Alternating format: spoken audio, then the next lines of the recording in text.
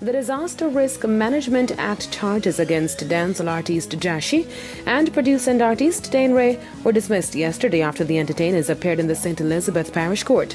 The two men pleaded guilty to charges of not wearing a mask. However, they were not fined. Both men were represented by attorney-at-law Thomas Levine. The charges stemmed from an event that happened on December 31 when both men were arrested at an illegal party in Leeds in St. Elizabeth. Now, dancehall artist Jahshii has teamed up with rapper 21 Savage on a new song dubbed Are You That? The track was released today and is already creating waves on the scene. The Dr. Luke-produced single is the third song off her upcoming debut album, Alpha. Now, this marks Jahshii's second single since 2022 with an international star. She previously released the single Lick, which features Grammy winner Megan Thee Stallion. The track was released in January and garnered over 7 million views on YouTube.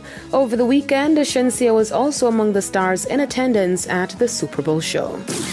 Grammy-nominated reggae band Third World was recently presented with the key to the city in Hollywood, Florida, for their tremendous contribution to reggae music.